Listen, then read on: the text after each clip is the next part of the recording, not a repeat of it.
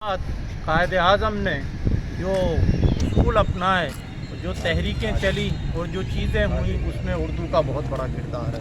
ہم یہ سمجھتے ہیں کہ نفاذ اردو کے بغیر پاکستان نامکمل ہے۔ حکومت وقت کو اس چیز پہ توجہ دینا چاہیے اور دینا چاہیے ہوگی۔ ہم پریشر ڈالتے رہیں گے کہ آپ جو ہے اس چیز پر توجہ دیں۔ دیکھیں، مسئلہ یہ ہے کہ ہم اردو کا نفاذ نہیں کر کے یا اردو کا نفاذ نہ کر کے ہم ابھی تک اپنے آپ کو محکوم سمجھتے ہیں۔ ہم یہ سمجھتے ہیں کہ ہم ابھی غلامی سے پوری طرح نہیں نکلے۔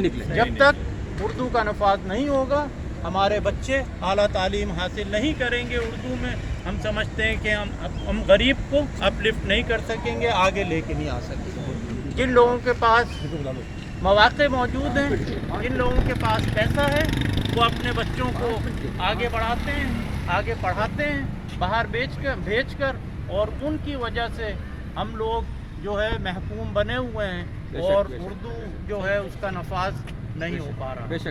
یہ میں سمجھتا ہوں کہ یہ ہمارے ساتھ اور پاکستان کی عوام کے ساتھ، پاکستان کے ساتھ زیادتی ہے کہ اور آپ یہ سمجھیے اور یہ جانیے کہ دیکھیں، سوچ اپروچ اپنی زبان کی محتاج ہوتی ہے۔ انسان کو آپ کتنے بڑے سے بڑے عالم فاضل بن جائیں دوسری زبانوں میں، مگر خواب آدمی اپنی زبان میں دیکھے گا۔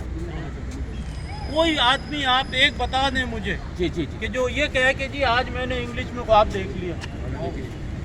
آپ پوچھیں کسی سے بھی، آپ کو ایک آدمی نہیں ملے گا جو انگلش میں اور جو اپنی زبان میں خواب دیکھتے ہیں، اس کے لیے جدوجہد کرتے ہیں، کوشش کرتے ہیں۔ خواب کو پورا حقیقت نہیں بنے، مگر خواب جو ہے وہ آپ کے ذہن کی عکاسی کرتا ہے اور اس کو لے کے آپ جو ہے آگے بڑھتے ہیں۔ تو میں سمجھتا ہوں کہ اردو کا نفاذ بہت ضروری ہے اور اس کے اوپر کوئی لان تان نہیں ہونی چاہیے۔ یہ نہیں ہونا چاہیے کہ جی ہمارے پاس کتابیں نہیں ہیں اور ہمارے پاس مدرسے نہیں ہیں اور ہمارے پاس اسکول نہیں ہیں۔ اردو